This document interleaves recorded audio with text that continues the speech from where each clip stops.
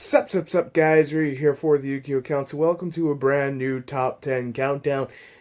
Last month we did the top 10 rogues, the month before, wherever it was, and I said, after we get to Invasion of Vengeance, I'm going to have to update the list because, well, everything's just going to go out the window because blame ABC and everything that would come out this month, right? Or last month. You know, there's going to be such a change in that whole thing. So before we get started, two things. It is extremely cold where I am, so I'm wearing a coat. So if you're hearing ruffling, that's what you're hearing. And there's also Reptile Room, which is also fucking cold, even with heaters on. Just say, it gets fucking cold because it's New York. So let's get into this. We're going to kick this off at number 10. And then, of course, number 1 is probably the best one. Let's put it that way. We're going to start with Raid Raptors. I don't feel like this deck gets enough love. It's a solid deck that's still getting support. And is a rank 4 focused deck. Yes, it's not the best thing in the world, but geez. 3 Lure of Darkness, a freaking rank 4 that you could bring out that searches out more stuff that basically allows you to rank up to bigger and scarier shit and then put out massive damage on the board and make an Ultimate Falcon. And that Ultimate Falcon is going to basically just say, guess what? Well, now everything that comes out is going to lose 1,000, and you take 1,000, or you take 1,000 burn. You pick, and it helps win the game because of that 3,500 big booty it's got. Raid Raptors are something that a lot of people just don't give enough love to, and when they get demolished by it, yes, like the 1% of people who do, no disrespect, yeah, then you actually go, oh crap, that deck is actually pretty good. But honestly, I just wish more people would get behind this because it is a great rogue deck that doesn't get enough love. My number 9 is... It's got enough love, and I know there's a bunch of people who absolutely hate this deck. I understand why. It's Black Wings. You have rank 4 focus, you have a synchro variant, you have all these different ways of approaching the builds, and of course, they are a former world champion level deck. So of course, there was that going with it, and it's anime based, so you know it's going to get support, as always. It's not the greatest thing in the world, but it is something that is out there that you can use, and it also falls into the budget category as well. So if you're looking for like a budget rogue deck where you can get some wins, and Black Wings are definitely something that are solid, that are going to give you a good win to loss kind of ratio if you know what you're doing with them, if you are comfortable with the deck, and if you know your matchups. It's not that hard, honestly, because the deck is just super fun to play as well, and I think that makes up for some good rogue decks as well. My number 8 is Cyber Angel. I also want to mention Herald at this point because they kind of go hand in hand. I mean, you got the ritual field card. I keep forgetting. I want to say Ritual Sanctuary, but just in case it's incorrect, I'm just gonna say Ritual Field Card to help you get out that Herald to Perfection.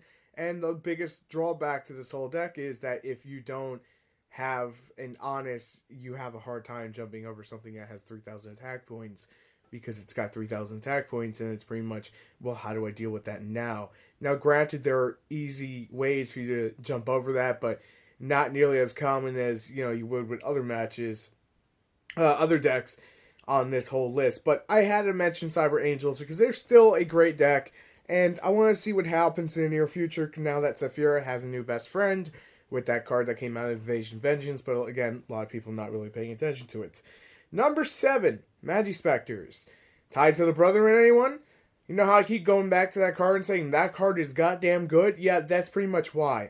I wanted to put Lightsworn on this list, but you really can't because Minerva's so damn expensive right now, so it's not fair to put it on the list and be like, oh yeah, that's Rogue, even though there's only like 8 people who can actually run it, who are willing to spend that kind of money to get Minerva, so that's why that's going to be left off. But hey, Magispectors, great deck.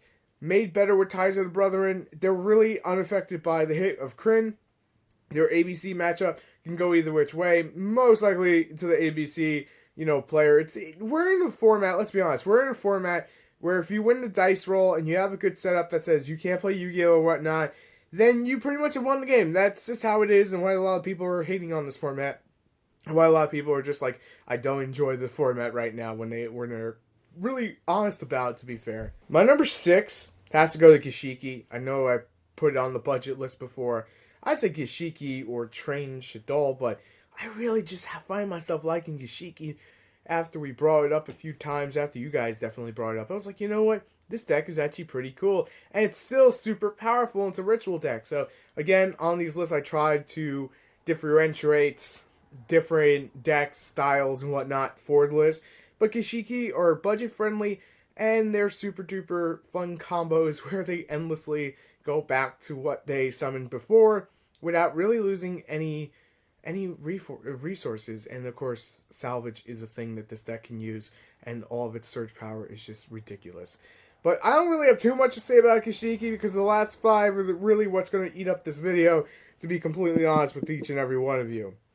So here we go. Number 5, Omega / Dark Synchro / the Hand Loop / the Solitaire deck. The Solitaire Zombie, the Shirayui. Now, the reason I put Omega in that kind of thing is because Omega is the center key point to all of those decks. He's the reason why Omega, it's the reason why Omega's at, being used at 3. You loop out your opponent's hand and pretty much make a Trish. They can't play the game from there. 3 cards out of your opponent's hand, and if they go for a search and you have a Mind Crush, it's disgusting because you use Hyper Librarian, endlessly loop, and if they go for Max C, okay, cool, you can deck them out, and if you have some way of putting stuff back to your deck, then you're perfectly fine, and you can make your opponent deck out. It's hilarious, it's disgusting, and it is a thing, and obviously it fits perfectly here, but some people got really uptight when I didn't put it on the meta list, because again, it's not meta, because it's not constantly 100% topping like something like ABC right now. It's just in the wing of, I'm waiting in the corner, waiting for you to come by so I can rip out your hand. It's kind of one of those things, but honestly, I think it's a great rogue deck. Number 4, because we're going to be going through this pretty quick, number 4 is something that I talked about yesterday, so I technically gave it away. And I'll say it again, it's got all the components to a meta deck, but one of the biggest problems is that everything else is a little bit better. So there's Dark Lords. Really fun rogue deck. Don't know what the price is going to be because it comes out next week. And honestly, it's going to be a really shiny deck. Let's put it that way. Lots of hollows because of the set is just going to be a bunch of hollows for them and whatnot. So here's how Dark Lords work. You have all these cards that can activate from the graveyard, and by activating in the graveyard, you can activate your spell cards in the graveyard, you can have your own trade in hand, and then trigger stuff from the grave, call the Haunted, Monster Reborn's not around, Soul Charge, things of that sort, really do help the Archetype to some degree.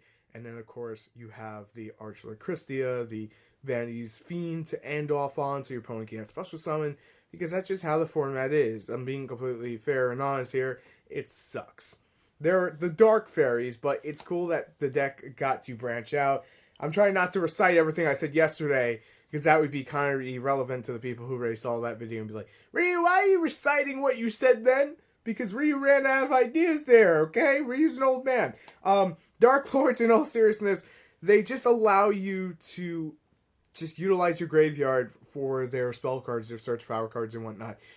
I don't think we've seen the deck completely out there to the degree that I would hope to see it, because it's kind of one of those things that Konami hyped up. But honestly, I think it's a good rogue deck. Maybe we'll see it once or twice, but you'll probably see it at your regionals at least once or twice. If not more, then at least once or twice. That's not too bad. Number 3, you knew this was coming. Totally awesome. Treat Toad.deck. What can I say? There was actually a couple that fall onto this. There's the Hero variant, there's the Mermail variant, and then there's just the Pure Frog, I want to lock you out of the game variant. Personally, I think the Hero variant is probably the best one out of the 3 for overall matchups. Granted that the Mermail one can still do a shit ton of work, but it doesn't drop out the Toad nearly as much, so if we're talking about dropping out the Toad, I have to give it to the Hero one, to just be completely frank with you. So Dark Law, Tree Toad, and of course Bahamut Shark is a board that you may not be familiar with, but pretty much it makes this extremely strong turn 1, and after that, if you could break that board, you have won the game. Congratulations. Like, if you kaiju the board, or you Wing Dragon Raw Speed mode the board, you win the game. It's not that difficult, to be completely fair. And honestly, I'm okay with that, but I don't know if we can actually count frogs as meta quite just yet. We'll have to see in the next YCS if they top, any sort of thing. But for right now, we're putting them on rogue, so if that changes, that changes, and there's nothing we can really do about it. My number 2 spot, this was on the budget list, but again, it's just so damn good because, like I said, it outs everything, especially with DD coming out in January. It's something to be looking at right now, and even then, is Kaiju.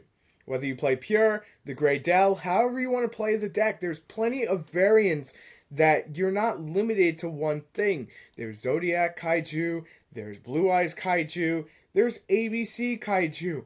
There's 20 different fucking variants for this deck, and that is the most beautiful thing. Next to, of course, Zodiac's having 20 different variants. But you're looking for something on the cheap end, something just to play on the side so your main deck don't know about it, well, Kaiju has you, because Kaiju is just able to tribute everything out and just break boards. That ABC Dragon Buster in your way, tribute it out. The only thing you really can't ever tribute out is Vanity's Fiends. Or, of course, if there's an Ophion there, because Ophion's a douche. But everyone knows Ophion's a douche. That's just how it is. But Kaijus are able to break established boards, things that are going to get in your way, things that are going to stop you from playing Yu-Gi-Oh! You can tell your opponent, well, fuck you, now you can't play Yu-Gi-Oh! But at least there's player interaction. Honestly, I love Kaijus, and I think they're one of the best handled designs to come into Yu-Gi-Oh! To sort of balance it. It's kind of like the necessary evil that you need floodgates to deal with all these problematic cards. And at the same time, it's super fun to play, and you don't feel as dirty unless they took time out to really establish that monster. The number 1 is Paleozoic. Now, some of you are probably instantly going, but on E3, like, totally awesome, how could you? Well, to be fair, this isn't budget, and number 2, you can play the deck without the totally awesome. So, there's that as well. But with totally awesome, it gets a little bit better, and furthermore, you have an entire trap deck that the one deck's main weakness, besides, of course, graveyard removal, which is like everything else right now in this meta, of course, is going to be Denko Sekka. But there's easy outs for that. Card Trooper? Anyone? Anyone? Me? Just me. Okay. So, besides the Card Trooper being a great out to Denko Sekka, and also filling up your graveyard, trust me, it's a great deck. Says with a troll face, but it's actually true. Paleozoic is something that can chain all their trap cards off one by one, and just spam out these little level 2 trap monsters that have 1200 attack points. And if they have Imperial Iron Wall, they won't get banished out, because technically they'll get banished out when they hit the graveyard for that secondary time. But if they make an exceed off of it or whatnot, they go right back into the graveyard. They can utilize it again. So that's something that they're going to do to make sure you can't attack. Threatening roars and whatnot. The deck is based on commons. Your extra deck is the only thing that's really going to cost you any chump change. The main deck alone is going to cost you like $40 for my budget friends out there. It's a budget deck. There's no way around it. It's pretty damn budget for anything Yu-Gi-Oh! Or anything, let's say, trading card. Collectible trading cards. There we go. I was looking for the proper words there. I was fucking stuttering on my words for some reason or another. But here's the thing. Paleozoic, able to make totally awesome when you need it. They have their own exceeds. You can make that deck also Phoenix, which is like $10 now, and just spam it in your opponent's face for 3,000 easy damage when there's nothing there. And Paleozoics have lots of outs to lots of problematic things, but again, you just gotta be careful of that goddamn ABC Dragon Buster.